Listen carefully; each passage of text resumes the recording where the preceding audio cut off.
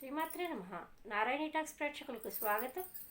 మనం ఈ వీడియోలో కార్తీక మాసం ప్రారంభం అవుతుందండి. ఆ కార్తీక మాసంలో ఏ ఏ పండుగలు వస్తాయి, మనం ప్రతిరోజు కూడా కార్తీక మాసంలో శివాలయానికి వెళ్తూ ఉంటాం. ఇది శివకేశవుల మాసం, అంటే విష్ణాలయానికి శివాలయానికి కూడా వెళ్తూ ఉంటాం. అయితే ప్రదోష వేళలో శివాలయానికి వెళ్ళినప్పుడు మనం దీపాలు పెడుతూ ఉంటాం. అవి ఏ విధంగా తీసుకెళ్ళాలి, అంతేకాకుండా ఈ కార్తీక మాసంలో గుళ్ళకి వెళ్ళినప్పుడు మనతో పాటు తీసుకెళ్ళవలసిన సామాగ్రి ఏంటి, ఈ కార్తీక మాసంలో వచ్చే పండుగలు వాటి విశేషాలు, మనం ఏ నియమాలు పాటించాలి అనే విషయాలన్నీ కూడా ఈ వీడియోలో చెప్పే ప్రయత్నం చేస్తాను. ఇంక ఈ కార్తీక మాసం దీపావళి 20వ తారీఖు అయిన తర్వాత నుంచి, అంటే 20వ తారీఖు దీపావళి లక్ష్మీ పూజ ఆ రోజు సాయంత్రం చేస్తాం. 21 నుంచి ఆకాశ దీపం ప్రారంభం అవుతుంది. 22 నుంచి అఖండ దీపం మొదలు పెడతాం అనమాట. అంటే కార్తీక మాసం 22 నుంచి అక్టోబర్ 22 నుంచి ప్రారంభం అవుతుంది. 22వ తారీఖు నుంచి అఖండ దీపం ప్రారంభించిన తర్వాత 23వ తారీఖు మనకి యమవిధియ, అంటే ఇది యముడు వాళ్ళ చెల్లైన యమునికి ఇచ్చిన వరంతో ఎవరైతే ఈ యమవిధి రోజున ఆ చెల్లెలింటికి అన్నయ్య వచ్చి భోంచేస్తారో వారికి ఎటువంటి యమదర్శనం అవ్వదు, అంటే అపమృత్యువు రాదు. ఎప్పుడు తన దగ్గరికి తీసుకెళ్ళాల రాసి పెట్టాడు బ్రహ్మ, అప్పుడు తప్ప అపమృత్యువు రాదు అని యమునికి సాక్షాత్తు యమధర్మరాజు వరం ఇచ్చారంటండి. అందువల్ల ఈ అన్నా చెల్లెల భోజనాలు అంటారు, యమవిధి అంటారు. ఈ రోజున తప్పకుండా ప్రతి అన్న తన చెల్లెలింటికి కానీ తన అక్కింటికి కానీ వెళ్ళి వాళ్ళ చేత భోజనం తింటే యమదర్శనం అవ్వదు అని శాస్త్రం చెప్తోంది. ఇంకా తర్వాత నాగుల చవితి 25వ తారీఖు. నాగుల చవితి రోజున మనకందరికీ తెలుసు, ఉదయాన్నే వెళ్తాం, చక్కగా పుట్టలో పాలు పోసుకుంటాం. ఆనవాయితీ ఉన్న వాళ్ళు పుట్టకి వెళ్తారు, ఆనవాయితీ లేని వాళ్ళు ఇంట్లో పాలు పోసుకుంటారు. కానీ ఇక్కడ మనం గమనించాల్సింది ఏంటంటే ఆర్టిఫిషియల్ పుట్టలు పెడతారు. వాటి జోలికి వెళ్లకుండా మనం చక్కగా ఎక్కడైతే పుట్ట ఉందో, నిజంగా చెప్పాలంటే పుట్టకి దగ్గరగా పాలు పెట్టేసి వస్తే సరిపోతుంది, కానీ పుట్ట లోపల పొయ్యక్కర్లేదండి. పుట్ట దగ్గరగా పాలు పెట్టేసి వస్తే అవి వచ్చినప్పుడు తాగుతాయి. అంతే తప్ప ఆర్టిఫిషియల్ పుట్టలకు వెళ్ళిపోయి వాటిలో అన్నీ ఆ రోజున ఏంటంటే కోడిగుడ్లని ఇవన్నీ అవన్నీ అన్నీ అందులో వేసేస్తారు. అది ఆర్టిఫిషియల్ తెలిసినా మరి ఎందుకు చేస్తారో తెలియదు. కానీ మనం ఆ రోజు చేయాల్సింది మాత్రం చక్కగా తెల్ల చిమ్మిలి, నల్ల చిమ్మిలి, అదేవిధంగా కొంచెం బియ్యం నానబెట్టి దాన్ని మురుగు కింద ఆడి దాని బియ్యం పిండి తీసుకొని ఆ బియ్యం పిండి, పాలు, ఆవు పాలు, ఇవాళ రేపు మనకి స్వచ్ఛమైన ఆవు పాలు దొరకపోయినా కౌ మిల్క్ అని ఒక ప్యాకెట్లు దొరుకుతున్నాయి కదా, అవైనా తీసుకొని మనం నాగేంద్రుడికి, స్వామి నెడుము తొక్కితే నా వాళ్ళు అనుకో, కాలు తొక్కితే కస్సుమనుకు, చీకట్లో వాకట్లో తిరుగుతూ ఉంటాం, చిన్నపిల్లలతో ఉన్నాం, నువ్వు మమ్మల్ని మాకంట నువ్వు పడకు, నీకంట మేము పడవు, నువ్వు సదా కాపాడు తండ్రి అని దండం పెట్టుకొని ఆ పాలు, నల్ల చిమ్మిలి, తెల్ల చిమ్మిలి, అదేవిధంగా మామూలుగా మనం బియ్యం నానబెట్టి చేసిన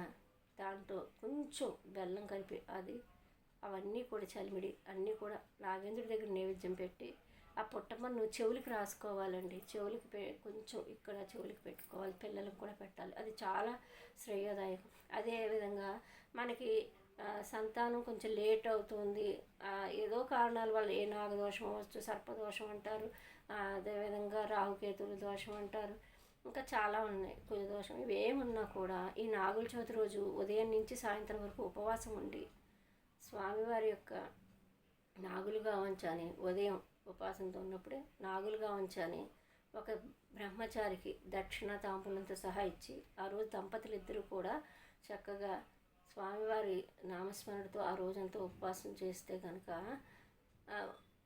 మనం ఏ స్తోత్రం అయితే నాగేంద్రుడిది ఉందో అది, మనం ఉద్యోగాలు ఏం మానుకోక ఉద్యోగాలకు వెళ్ళినా కూడా మనస్ఫూర్తిగా స్వామికి దండం పెట్టుకుంటే కనుక ఈ విధంగా చేసినా కూడా మనకి చాలా మంచి ఫలితం వస్తుంది, సత్సంతానం కలుగుతుంది. అదేవిధంగా చూసుకుంటే మనకి 29వ తారీఖు కార్తవీర్య జయంతి.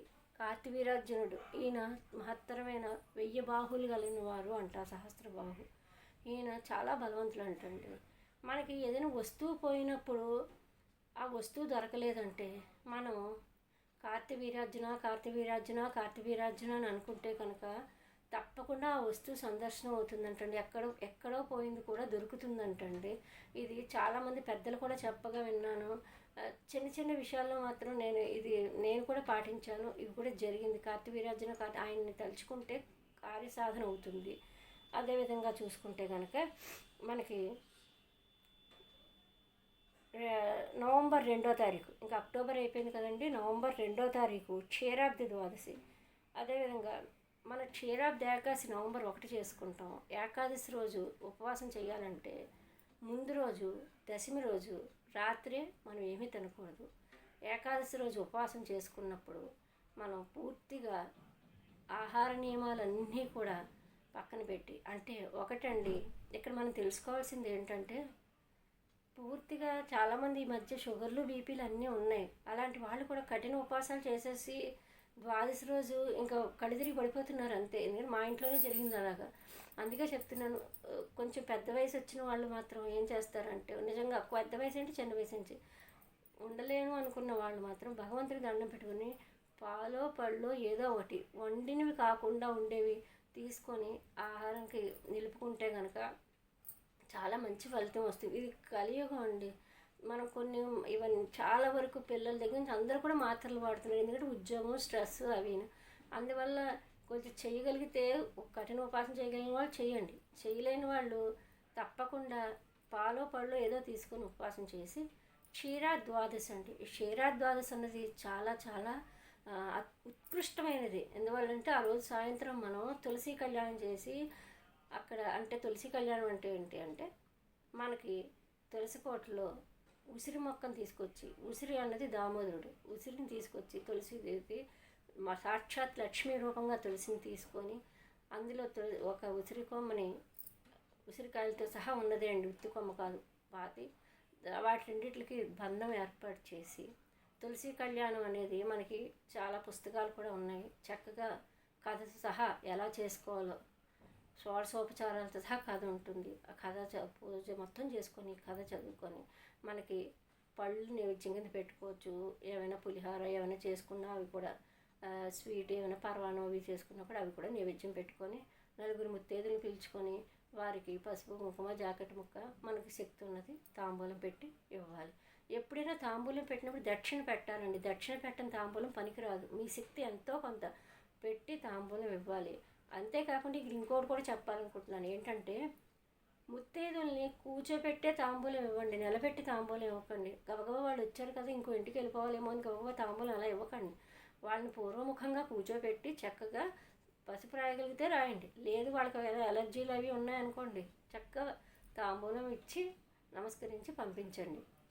ఇంకోటి ఏంటంటే క్షీరాద్వాదశి రోజున దీన్నే చిలక ద్వాదశి అని కూడా అంటూ ఉంటారు.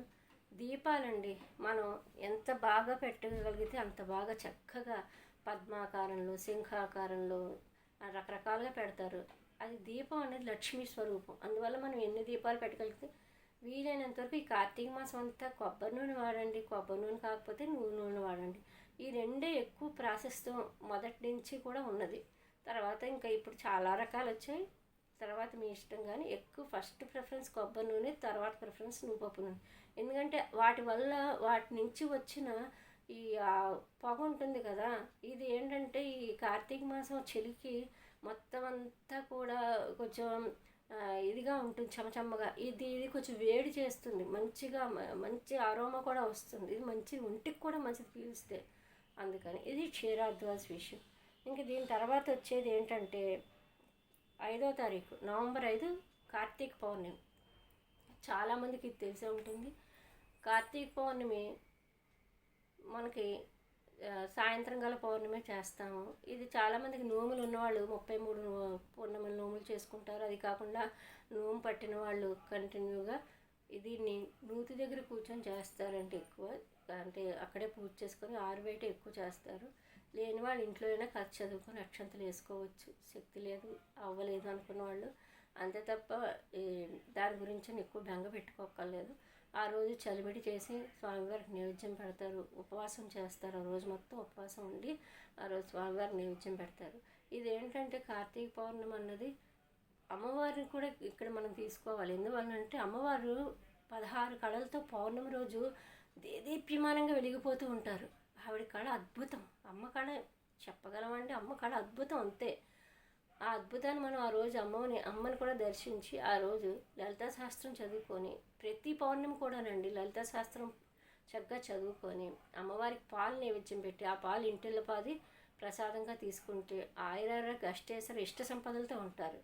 దీని తర్వాత వచ్చేది మనకి ఇది ఇంకొకటి ఏంటంటే ఇక్కడ చెప్పాలనుకుంటే కార్తీక సోమవారాలు అండి. మనకి కార్తీక సోమవారాలు ఉపవాసం చేస్తాం. పొద్దున్నుంచి ఉపవాసం చేసి సాయంత్రం చుక్కను చూసి భోజనం చేయాలి.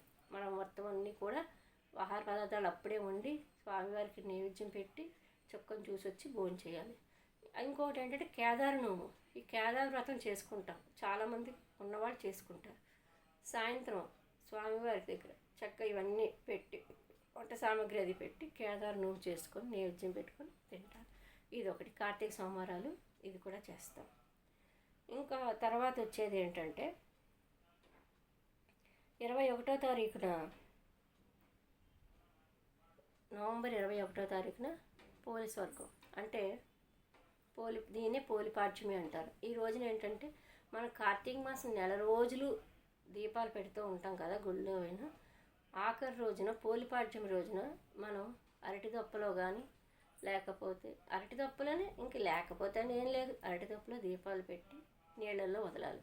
ఆ నీళ్ళల్లో మనం చెరువులకి వాటికి వెళ్ళి వదలలేకపోతే కనుక ఇంటి దగ్గరే బేసిన్లో నీళ్ళు పోసుకొని చక్కగాను తెల్లారగట్లే ఆ రోజు తెల్లారగట్లే లేచి ఆ దీపాలు చక్కగాను పువ్వొత్తులు అయితే నిలబడతాయి. చక్కగా పువ్వొత్తులు పెట్టి దీపం పెట్టి, తల్లి ఈ నెల రోజులు కూడా మా చేత చేయించావు, మళ్ళీ వచ్చే సంవత్సరం కూడా ఇలాగే చేసుకోవాలని అమ్మవారికి దండం పెట్టుకొని మనం ఆ రోజు దీపాలు వదిలేసి గుళ్ళోకి వెళ్ళి బ్రాహ్మణులకి స్వయం పాకం ఇచ్చుకుంటాం.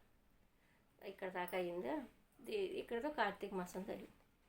ఇంక తర్వాత చెప్పాలనుకున్నది ఏంటంటే మనం సామాన్యంగా కార్తీక మాసం నెల రోజులు తలస్నానం చేయాలా అనేది అందరికీ ఒక సందేహం. నాకు తెలిసి ఏంటంటే స్త్రీలకి ఇక్కడ పసుపు రాసుకొని పోసుకుంటే అది తలస్నానంతోనే సమానం అండి. పురుషులు మాత్రం తలస్నానం చేయాలి. అదే నదీ తీరాలకు కానీ సముద్ర తీరాలకు కానీ వేటికైనా వెళ్ళినప్పుడు మాత్రం తలస్నానం తల ముడక చేయాలి. పూర్వం నుంచి ఎందుకు వచ్చింది ఆచారం అంటే కనుక పూర్వం అందరం కూడా నదుల దగ్గరికి చెరువుల దగ్గరికి లేకపోతే సముద్రం దగ్గరికి వెళ్ళేవారు. అక్కడ స్నానం చేసి అక్కడే దీపాలు వదులుకొని వచ్చేవారు, అరటిదండలో దీపాలు వదిలేసుకొని వచ్చేవారు. కానీ ఇప్పుడు రాను రాను మనం ఇళ్లలోంచి వెళ్ళట్లేదు ఎక్కడికిను. కానీ తలస్నానం చేస్తే ఈ తలస్నానం ఎక్కువ చేసేయడం వల్ల కూడా ఏమవుతుందంటే జ్వరాలు వచ్చేస్తున్నాయి, నిమ్ము పట్టేస్తుంది, అన్నీ అయిపోతుంది. అందువల్ల సాధ్యమైనంత వరకు కార్తీక సోమవారాలు తలస్నానం చేయండి, కార్తీక పౌర్ణమి తలస్నానం చేయండి. ఆ రోజు 360 ఒత్తులు వెలిగిస్తాం సాయంత్రం. అది అసలు చెప్పాలంటే చాగంటి వారు చెప్పినట్టు ఇంట్లో పురుషులే వెలిగించాలి, మనందరం దండం పెట్టుకోవాలి. ఇప్పుడు అందరం వెలిగించేస్తున్నాం, గుళ్ళోకి వెళ్ళి కూడా అందరం వెలిగించేస్తున్నాం. వెలిగించడం వల్ల ఏం తప్పు కాదు, శాస్త్రం అదే అని చెప్పారు. అయితే నాకు తెలిసినంత వరకు రోజు తలస్నానం చేయక్కర్లేదు.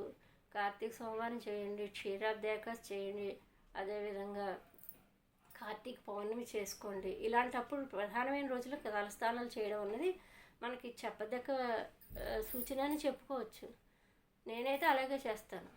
భగవంతు సాక్షిగా నేనైతే నెల రోజులు తలస్నానాలు అవి చేయను.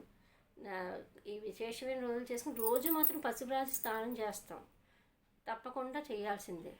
ఏమండి ఇంకోటి ఏంటంటే ఇక నేను ఇంకా ఈ వీడియోలోనే చూపిస్తాను ఏమేమి మనం ఈ కార్తీక మాసం నెల రోజులు గుళ్ళకి వెళ్ళినప్పుడు పట్టుకెళ్ళాల్సిన సామాన్లు ఏంటి అన్నది కూడా చూపిస్తాను. అవన్నీ కూడా మనం వాటి ప్రకారం క్యారీ చేసుకుంటే ముఖ్యంగా తెలుసుకోవాల్సింది ఏంటంటే ఇవి పట్టుకెళ్ళినప్పుడు మనం కంపల్సరీ ఉదయాన్నే వెళ్తాం గుళ్ళకి.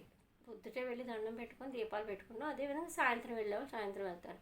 ఎప్పుడు వెళ్ళినా కూడా ఒక్క 5 నిమిషాలు 10 నిమిషాల స్వామిని స్మరించండి. మనస్ఫూర్తిగా స్వామిని స్మరించి మనకి వచ్చిన ఏదో ఒక మనం ఎలాగో పుస్తకం పట్టుకెళ్తాం, పుస్తకం పట్టుకెళ్ళండి. ఈ లలితా శాస్త్రం పుస్తకం ఉంటుంది కదా, పురాణ పండుగ అన్ని స్తోత్రాలు ఉంటాయి. ఏదో ఒక స్తోత్రమైనా సరే చదవండి, లేకపోతే ఓం నమ శివాయ అనండి. ఇక్కడ ఏం చెప్పాలనుకుంటున్నానంటే, పిల్లలకండి ముఖ్యంగా చిన్నపిల్లలు ఉంటారు కదా, వాళ్ళకి ఈ నెల రోజులైనా కనీసం ఓం నమ శివాయ అనేన పంచాక్షరి, ఓం నమో నారాయణాయ నమః అని అష్టాక్షరి, ఏదో ఒక మంత్రాన్ని రోజు చదువుకోమని చెప్పండి. ఉదయమైనా ప్రదోష వేళైనా చదువుకోమనండి. ఇలా చేయడం వల్ల వాళ్ళకి చాలా చాలా జ్ఞాపక శక్తి ఒకటి బాగా పెరుగుతుందండి. ఎక్కువ ఈ కార్తీక మాసం నెల రోజులు అందరం కూడా ప్రాతకాలమే లేస్తాం, బ్రహ్మముహూర్తంలోనే లేస్తాం. అది ఉత్కృష్టమైన సమయం. ఆ సమయంలో పూజలు పునస్కారాలు చేయడం అనేది చాలా ఉత్తమ ఫలితాన్ని ఇస్తుంది. వీలైనంత వరకు అందరం కూడా ఈ కార్తీక మాసం బాగా వినియోగించుకుందాం. ఈ వీడియో మొత్తం చూడండి. మీకు నచ్చితే కనుక నలుగురికి షేర్ చేయండి, సబ్స్క్రైబ్ చేసుకోండి. వీలైనంతవరకు ఈ కార్తీక మాసాలలో మాత్రం దానాలు చేయండి. అన్నదానం, వస్త్రదానం, మీకు శక్తి ఎంతైనా సరే దానం చేయడం వల్ల పుణ్యం వస్తుంది. పుణ్యం వల్ల మనకి ఉన్న పాపం తొలగిపోతుంది అని చెప్పేసి చెప్తారు. అది మనకి అన్ని పురాణాల్లో ఉంటుందండి. దానం అనేది చాలా చాలా ఎన్ని క్రతువులు చేసినా ఏం చేసినా కూడా దానం అన్నది చేయాలి. దానం చేసినప్పుడు కూడా మంచి వస్తువులు చేయాలి. ఏదో చెయ్యాలి కదా అని చెప్పేసి మరీ బాగాలేనివి అలాంటివి పర్లేదు దానమే కదా అని చెప్పేసి కాదండి. శుభ్రమైన అది మనం ధరిస్తామా, అది మనం తినగలమా, కాదు కదా అనుకుంటే మాత్రం మనసు అలా చెప్తే మాత్రం చేయకండి.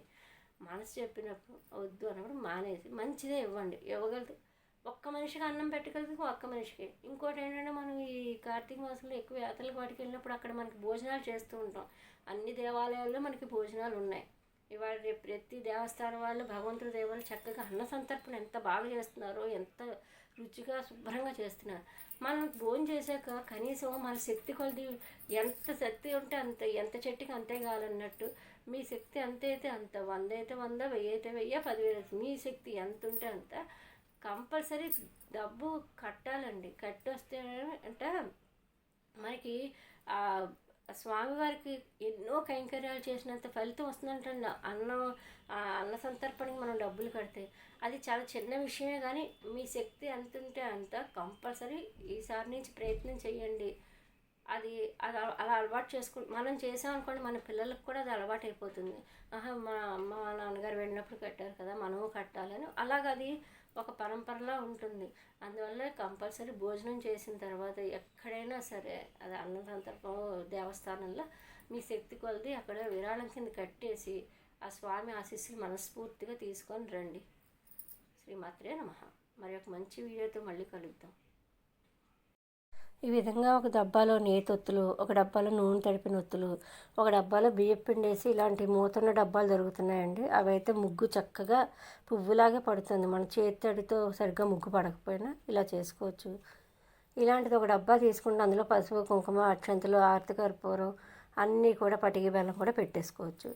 చేతి కొట్టండి. ఒక టవల్ లాంటిది ఒకటి క్యారీ చేయాలి తప్పకుండా. దాంతోపాటు ప్రమిదలు, అగ్గిపెట్టి కంపల్సరీ పెట్టుకోవాలి. ఇవన్నీ కలిపి కూడా మనం ఒక బ్యాగ్లో పెట్టేసుకుంటే మనకి ఈ నెల రోజులు ఇంకా తడుముకునే పని ఉండదు. చక్కగా అన్నీ కలిపి ఒకే సంచిలో ఉంటాయి. తమలపాకులు, ఒక్కలు, పువ్వులు కంపల్సరీ ఒక 2-3 జాకెట్ ముక్కలు పెట్టుకుంటే గబుక్కుని ఎవరైనా ముత్తైదుకి ఇవ్వాలనుకుంటే తడుముకోకుండా ఆ రోజు ముత్తైదుకి తమలపాకులు పెట్టేసి ఇచ్చేయచ్చు. దాంతోపాటు కూడా వాటర్ బాటిల్ పెట్టుకోండి. కంపల్సరీ వాటర్ బాటిల్ ఉండాలి అందరికీ కూడా.